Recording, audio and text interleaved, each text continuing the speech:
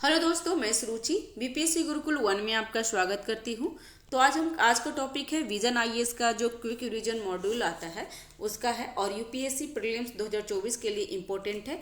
और आज का टॉपिक है आधुनिक भारत का इतिहास। इसमें क्या है, ब्रिटिश भारत में प्रशासन भू राजस्व बंदोबस्त नीति के बारे में जानना है। ठीक है, चैनल पर नए हैं तो चैनल को सब्सक्राइब कीजिए, लाइक कीजिए, शेयर कीजिए। कोई त्रुटि रह जाती है या फिर कोई सजेशन देना चाहते हैं तो कमेंट बॉक्स पे आप हमें दे सकते हैं। ठीक है, तो स्टार्ट करते हैं। अंग्रेजों के अधीन भू राजस्व नीति क्या थी? तो वर्ष 1765 में अंग्रेजों को बंगाल, बिहार और उड़ीसा में दीवानी अधिकार प्राप्त हुए थे। इसका मूल उद्देश्य क्या थे? तो भू राजस्व संग्रह में वृद्धि करना और इसके परिणाम स्वरूप भू राजस्व बंदोबस्त प्रणाली की शुरुआत हो गई। ठीक है, महारवाड़ी बंदोबस्त कब हुई थी? तो 1819 में।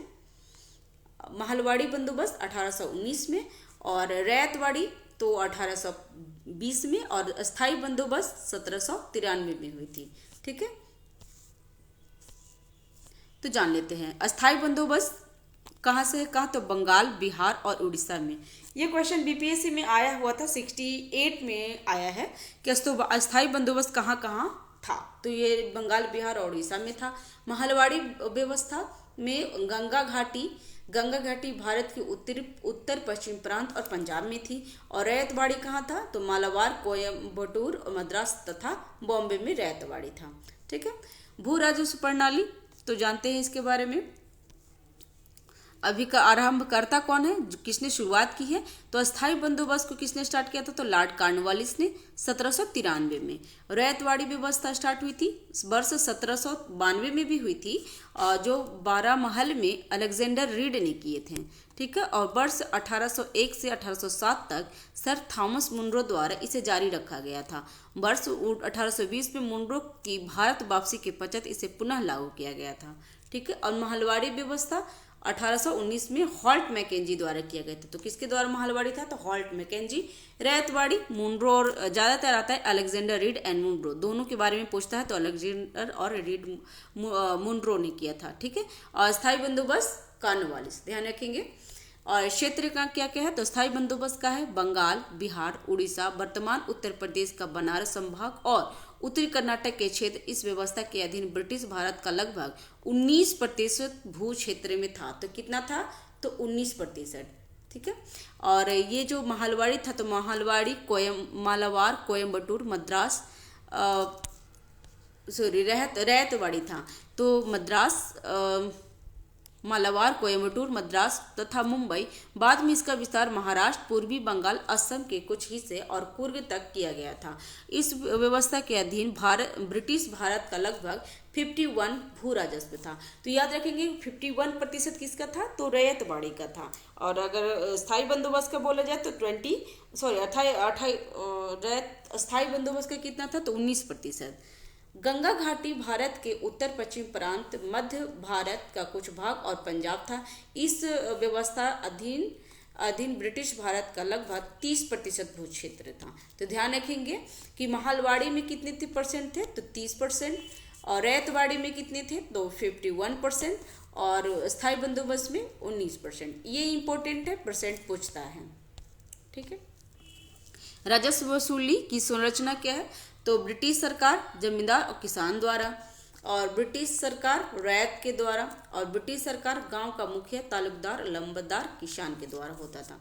ठीक है, अब लागू करने का कारण क्या क्या था? तो अस्थायी और सतत आय की प्राप्ति, भ्रष्टाचार की समाप्ति, राजस्व संग्रह से संबंधित व्यय को कम करना, कृषि में निवेश को बढ़ाना, जमींदारों का एक वफादार समूह तैयार करना था। और रैयतवाड़ी में क्या था? तो किसानों से निश्चित राजस्व प्राप्त करना, निरंतर कृषि विद्रोह, इन क्षेत्रों में पर्याप्त संख्या में जमींदारी वर्ग की अनुपस्थिति, और रैयतों के पास भूमि का स्वामित्व और उसके काम से भूमि की उर्वरता में बढ़ोतरी होने की संभावना। ठीक है, और कारण इसका था महलवाड़ी का तो सामान्यतः गांव की संयुक्त भूमि पर सबके समान अधिकार होते थे। पारंपरिक संरचना को एक नए रूप में प्रस्तुत किया गया था। ठीक है, और भी विशेषताएं क्या क्या है तो जान लेते हैं। अस्थाई अस्थायी राजस्व साझाकरण मॉडल, जमींदारों को भूमि स्वामित्व का अधिकार हस्तांतरण और वंशानुगत राजस्व का 10/11। ध्यान रखेंगे ये क्वेश्चन पूछता है कि 10/11 स्थायी बंदोबस्त में था। भाग अंग्रेजों को प्राप्त होता था। किसानों से विवेकपूर्ण राजस्व उगाही, भू राजस्व का भुगतान न होने पर भूमि की नीलामी का प्रावधान था। इसमें क्या था? सूर्यास्त कानून, ये भी इंपॉर्टेंट है, सूर्यास्त कानून के बारे में पूछता है, स्थायी बंदोबस्त में था। ठीक है, कानून के अंतर्गत राजस्व की दर के निर्धारण को लेकर किसान के साथ समझौता का प्रावधान था। ठीक है, और रैयतवाड़ी में क्या था? तो राजस्व के लिए रैयतों के साथ प्रत्यक्ष समझौता किया जाता था। ठीक है, भू राजस्व भूस्वामियों को मालिकाना हक, 30 वर्षों के लिए अस्थायी बंदोबस्त होते थे। सरकार को भू राजस्व बढ़ाने का अधिकार था। भूमि का सर्वेक्षण और वर्गीकरण, अप्राकृतिक आपदा की स्थिति में राजस्व में राहत का प्रावधान था और संकुचन और परित्याग का प्रावधान हालांकि वर्ष 1833 में से समाप्त कर दिया गया था और सूर्यास्त कानून इस पर भी लागू था। ठीक है, और महलवाड़ी में देख लेते हैं तो ग्राम समाज के साथ साझा एवं व्यक्तिगत राजस्व बंदोबस्त प्रावधान था। किसानों को सौंपे गए लक्ष्यों के आधार पर गांव के लिए करारोपण संबंधी प्रावधान था। एकल किसानों को स्वामित्व का अधिकार था। अंग्रेजों और गांवों के मुखिया तालुकदार लंबदार के मध्य महाल समझौते की एक वित्तीय इकाई थी। राजस्व संग्रह की जिम्मेदारी ग्राम प्रधान तालुकदार लंबदार को सौंपी गई थी। क्षेत्रीय सर्वेक्षण, मानचित्र आदि का उपयोग किया गया था। लगान में आवधिक संशोधन किया जा सकता था। ठीक है, भू राजस्व प्रणाली का प्रभाव या परिणाम क्या है? तो ब्रिटिश राजस्व पर प्रभाव, अस्थायी बंदोबस्त व्यवस्था PSS, कुप्रबंधन और संशोधन की कमी के कारण राजस्व में कमी हुई थी।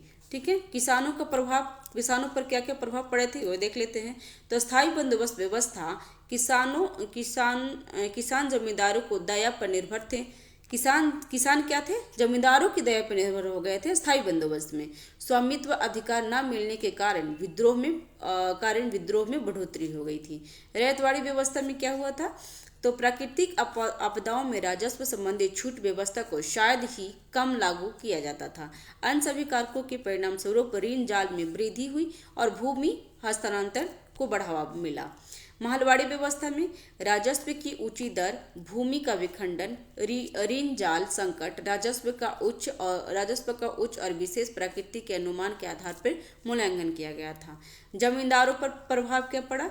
तो अत्यधिक लाभ प्राप्त हुआ और जमींदारों की अनुपस्थिति, रैयतों के साथ प्रत्यक्ष समझौता होता था और ग्राम प्रधान तालुकदार लंबदार वर्ग का उद्भव हुआ। भूमि पर प्रभाव और अन्य प्रभाव क्या हुआ तो जान लेते हैं। तो भूमि की उर्वरता में गिरावट और किसी भी हितधारक द्वारा निवेश न किया जाना। भूमि दूसरे थे, जो रैयतवाड़ी था उसमें क्या था? कृषि भूमि पट्टे में वृद्धि और गांव के कुलीन वर्ग का उद्भव हुआ था। महलवाड़ी में क्या हुआ? तो भूमि को कमोडिटी मानना और यह आगे चलकर वर्ष 1897 के विद्रोह का प्रमुख कारण बन गया। ठीक है, भारतीय रियायतों के प्रति ब्रिटिश नीतियां क्या क्या थी तो ये भी जान लेते हैं। भारत में उपनिवेशवाद के चरण, तो प्रथम चरण में क्या थे? तो वाणिज्य पूंजीवाद और वणिकवाद कहते थे 1757 से 1813 तक। व्यापार का एकाधिकार, सरकारी राजस्व पर नियंत्रण स्थापित करना था। द्वितीय चरण में क्या था? उपनिवेशवादी मुक्त व्यापार 1813 से 1860 के दशक तक हुआ था। ब्रिटेन और शेष विश्व के साथ आर्थिक एकीकरण, भारतीय बाजारों में मुक्त प्रवेश और भू राजस्व व्यवस्था की गई थी। ठीक है, और तीसरा चरण में क्या था? तो विदेशी निवेश का काल 1860 के दशक से प्रारंभ, रेलवे, डाकघर, टेलीग्राम तथा बैंकिंग प्रणाली का विकास हो गया था तीसरे चरण में। ठीक है, भारत में अंग्रेजों का वाणिज्यवाद नीति, तो ये थी व्यापारिक एकाधिकार तथा प्रत्यक्ष हस्तक्षेप का काल था 1797 से 1813 के बीच में। उद्देश्य क्या क्या है तो जान लेते हैं। भारत के साथ किए जाने वाले व्यापार पर एकाधिकार स्थापित करना था। प्रत्यक्ष हस्तक्षेप या राज्य की शक्तियों पर नियंत्रण के माध्यम से राज्य के राजस्व पर नियंत्रण प्राप्त करना। किए गए बदलाव क्या क्या थे ये जान लेते हैं। सैन्य संगठन में चूंकि देश शासकों द्वारा अपने सशस्त्र बलों का प्रयोग किया गया था। प्रशासन परिवर्तन में निर्बाध और कुशल राजस्व संग्रह को सुनिश्चित किया गया था। ठीक है, और परिणाम क्या हुए तो बड़े बड़े पैमाने पे धन की निकासी हुई थी। और इसको किसने किया था, धन की निकासी का जो बताया गया था कि किसने धन की निकासी हो रही है, तो दादा भाई नौरोजी, ये ध्यान रखेंगे। स्टेट्स पीपुल्स कॉन्फ्रेंस मूवमेंट, रियायतों में प्रजामंडल आंदोलन देख लेते हैं इसके बारे में। तो असहयोग आंदोलन कब हुआ था, तो 1920 के दौरान राष्ट्रीय आंदोलन ने ब्रिटिश भारत प्रांत में महत्वपूर्ण स्थान प्राप्त कर लिया था। असहयोग आंदोलन के दौरान प्रजामंडलों का गठन किया गया। प्रजामंडलों के माध्यम से आंदोलनकारियों और रियायतों के लोगों को एकीकृत किया गया था। ठीक है, प्रजामंडल आंदोलन का आरंभ ये नेक्स्ट वीडियो में मिल जाएगा फ्रेंड्स। तो आप अब चैनल पे नए हैं तो चैनल को सब्सक्राइब कीजिए, लाइक कीजिए, शेयर कीजिए। कोई त्रुटि रह जाती है तो कमेंट बॉक्स पे आप हमें बता सकते हैं। Thank you.